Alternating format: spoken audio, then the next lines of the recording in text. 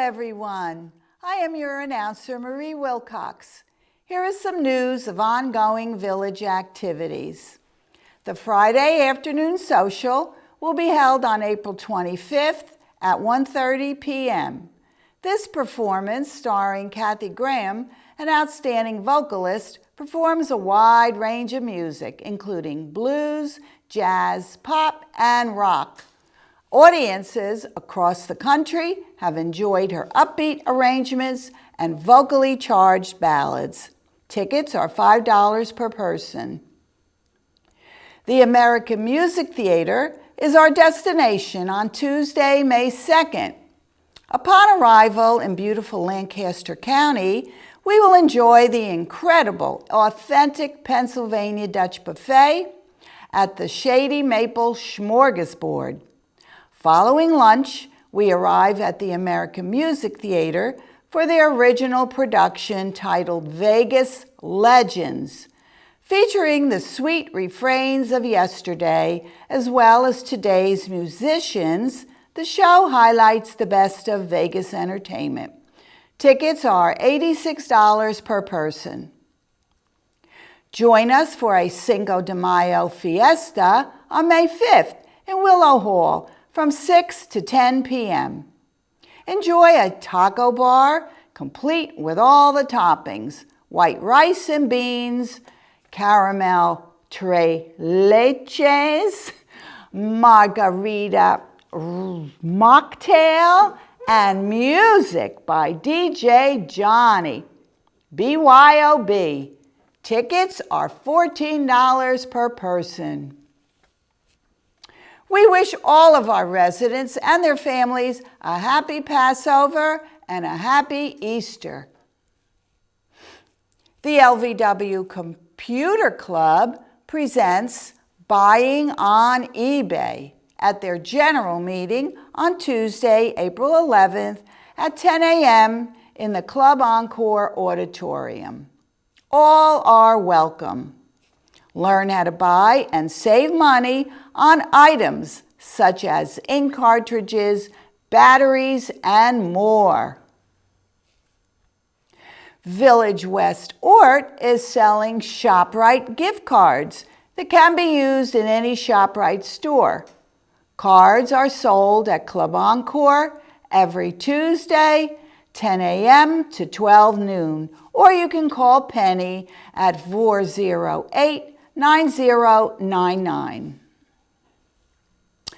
The LVW Tennis Club will hold their first meeting of the season on Thursday, April 13th at 7 p.m. in Club Encore. An entertaining and informative DVD of Broadway musical shows will be shown. Refreshments will be served.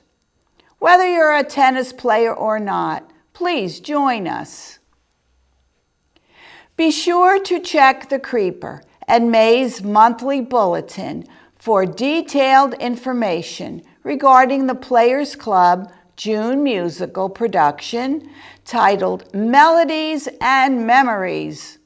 All songs beginning with the letter M will be performed by our own LVW residents. Nature Club bird walks are held on Tuesdays and Fridays from now until the end of the month. Bring binoculars if you have them, and meet the group in back of Willow Hall at 11 a.m. for a short walk beside the lake and ending at Sterling Street. LVW's Earth Day event will be held on Friday, April 21st. Details are in the April Bulletin as well as on the Creeper. If you would like to have an announcement of an upcoming activity of your club or group included in our weekly broadcast, either drop a note in our Willow mailbox, or you can send us an email at KLVW-TV at hotmail.com. Also, if you have any comments or suggestions concerning our broadcast, please send us an email at the same address. And now we take you to Studio B for today's presentation.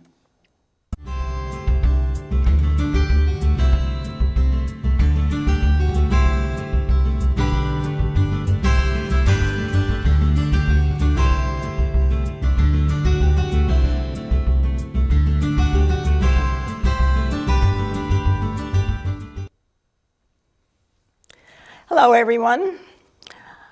Our guest today is Jennifer Klein. Jennifer Klein is a registered dietitian with the Perlmutter ShopRite here in Manchester.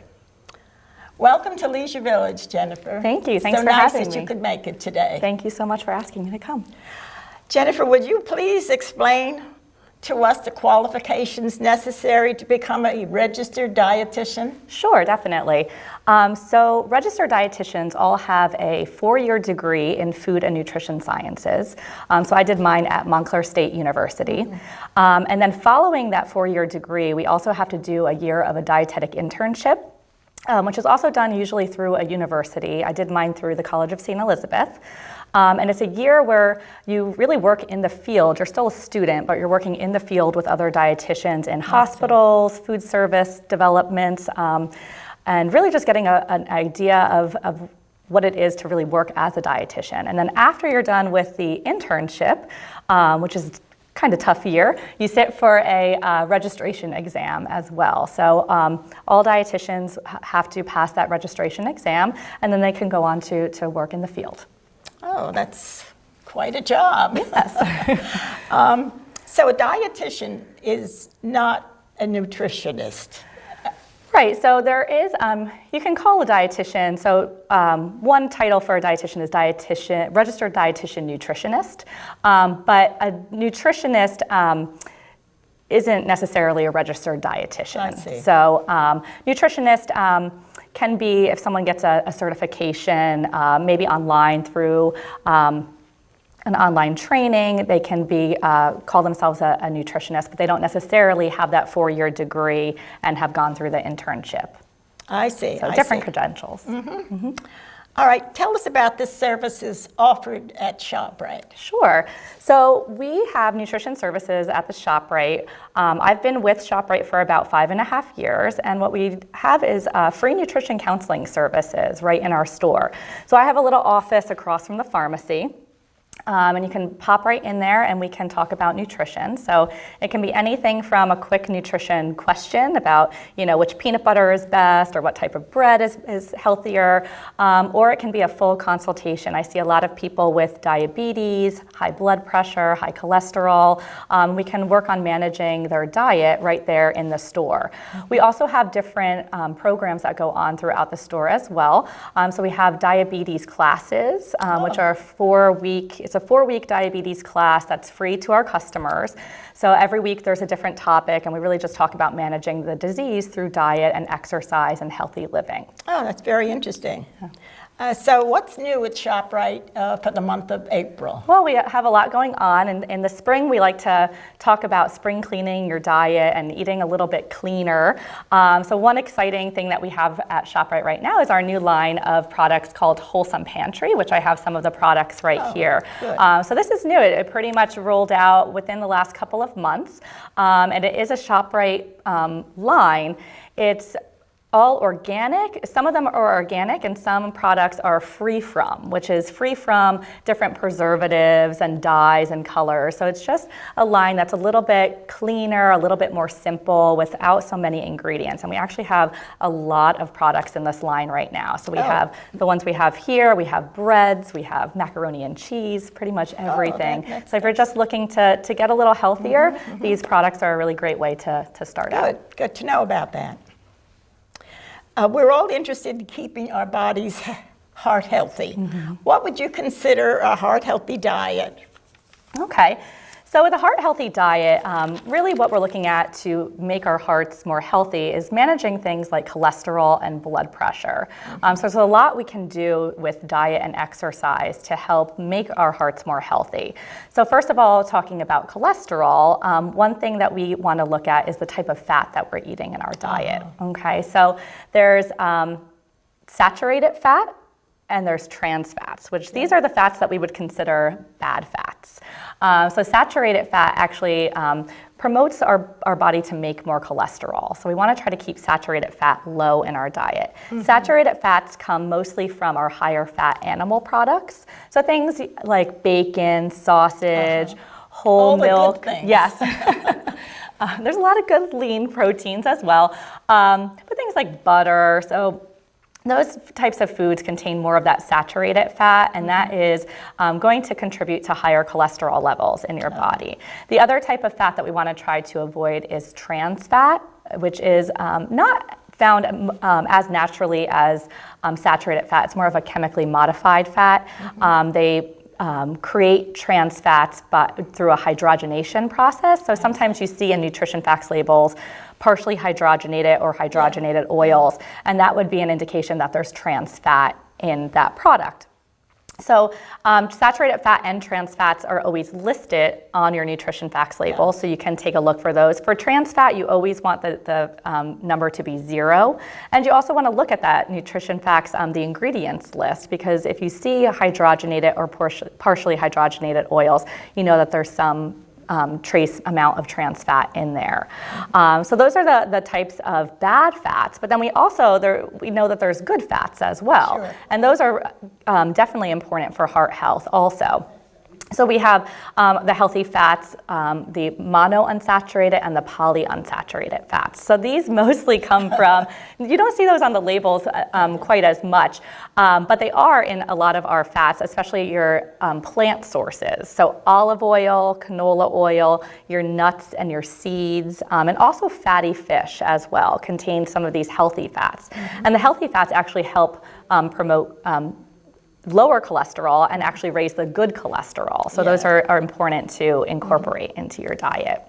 And I guess eating more fruits and veggies is a good thing as well. Definitely, definitely. So we know that our fruits and vegetables have lots of vitamins and minerals and antioxidants, things that help protect our hearts. So incorporating those into our diet is very important as well. They also have a lot of fiber, and fiber is great for heart health as well. Of course. And I notice more people are reading the labels, yeah. The labels and what am I going to get with this can? Exactly. That's a good idea, yes. It's good.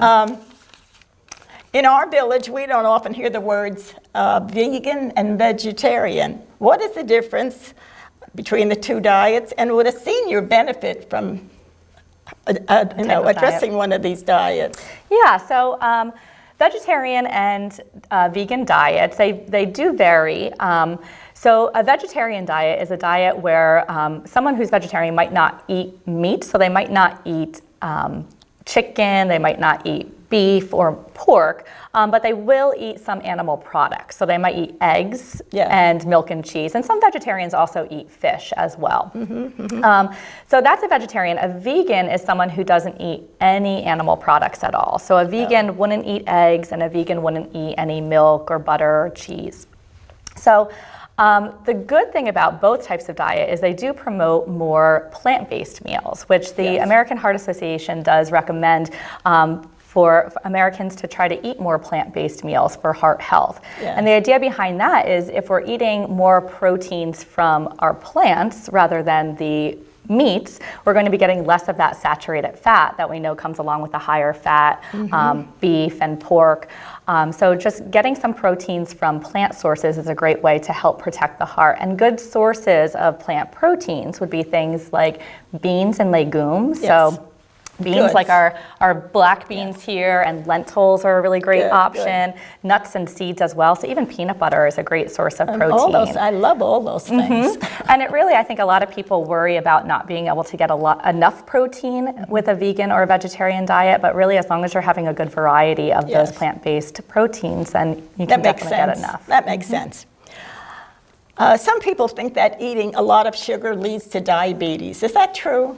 No, so that is a common misconception that eating sugar alone will lead to diabetes, but eating sugar doesn't actually make you have diabetes. There's usually risk factors that are involved beforehand that would have you more prone to becoming diabetic. So some of those risk factors would be some things are risk factors that we have control over, and some of them are risk factors that we don't have control over. Okay. So some of the ones that we wouldn't have control over is family history is a big one. Yes. So if you have a parent or a sibling who has had diabetes, you're definitely more at risk. And although we can't do anything about your family history, knowing your family history is really important, because you can say, okay, I know that someone in my family has diabetes, so now I want to make sure that I go to the doctor and get my levels checked so that I know what my risk factors are and if I have to worry about this. Good advice.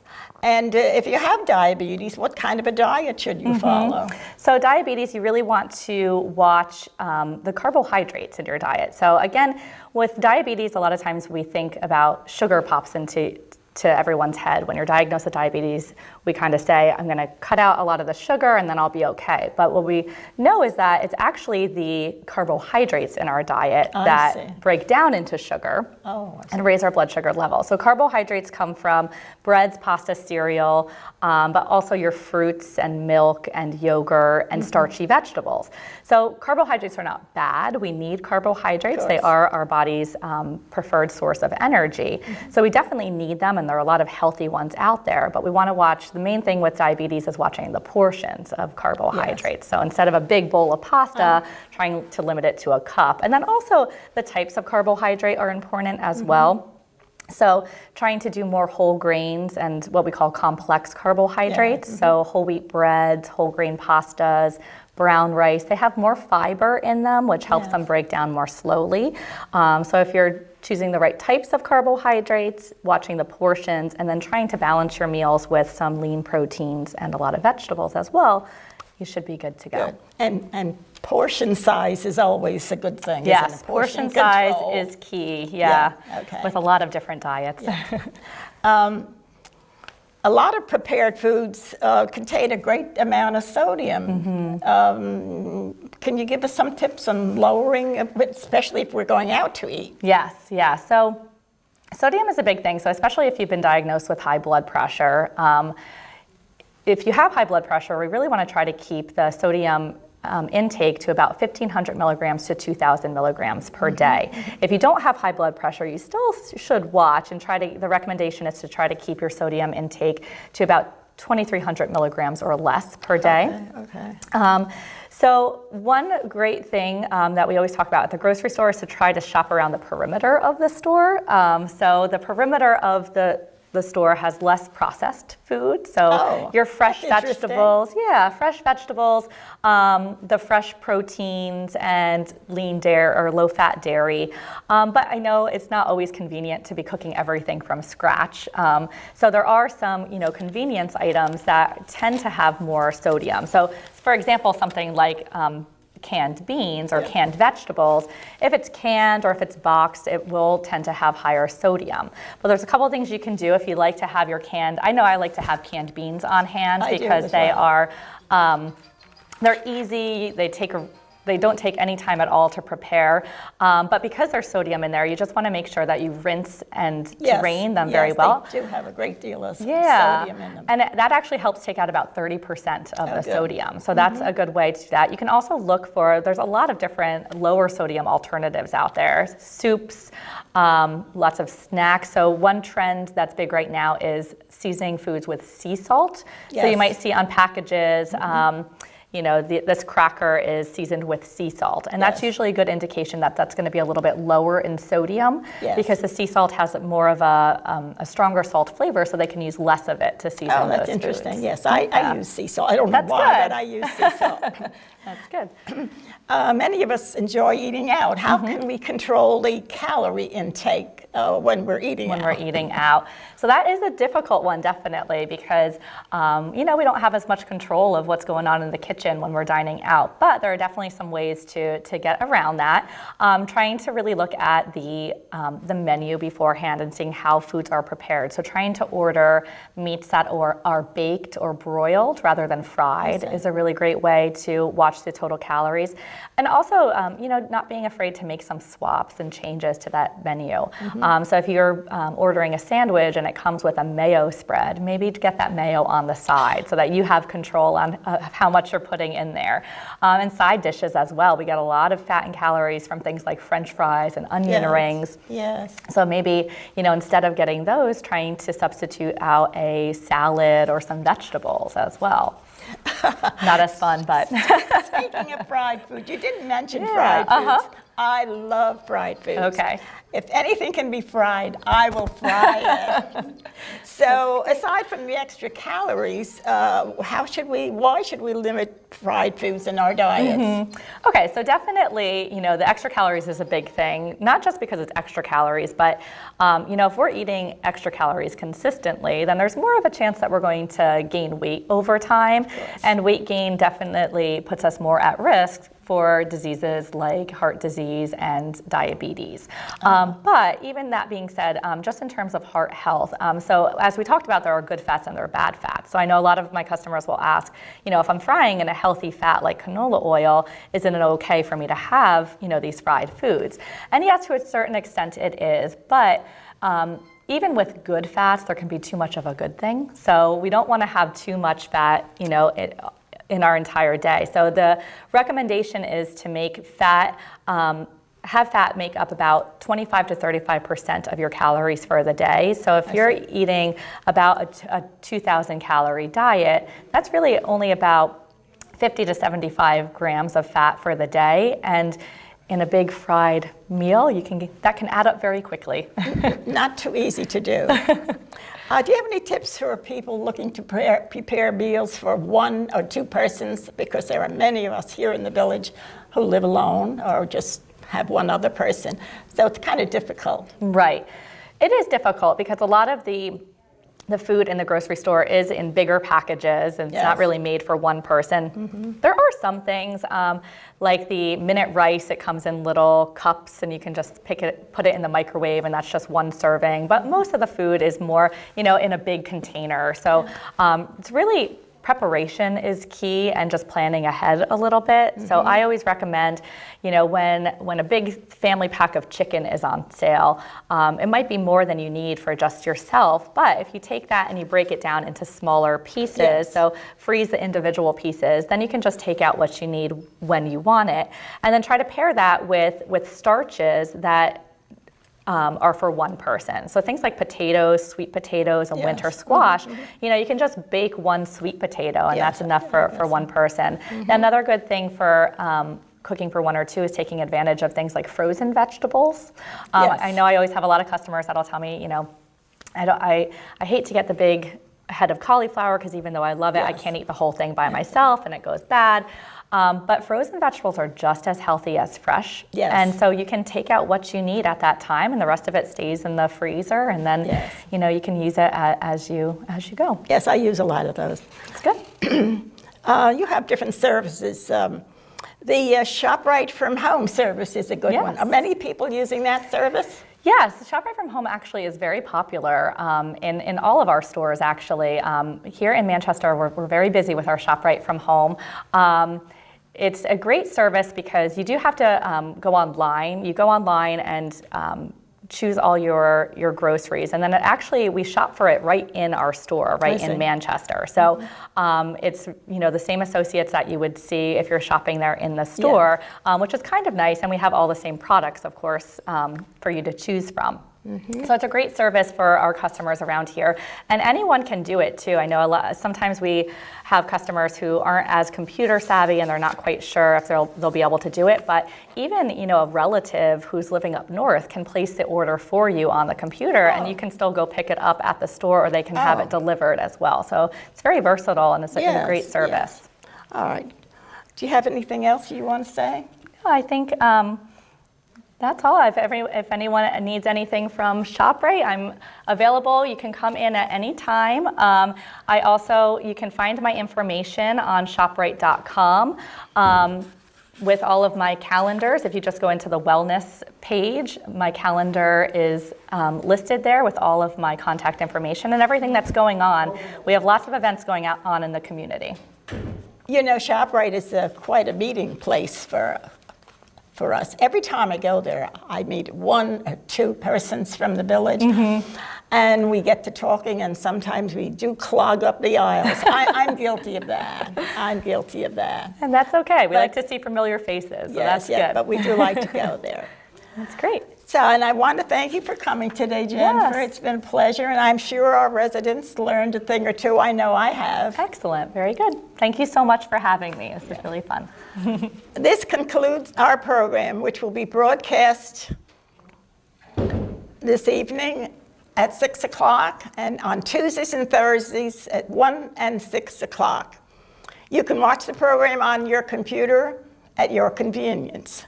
Just go to lbwcreeper.com, click on KLVW on the lower right-hand side, and select the program you wish to view. Thank you for watching Spotlight.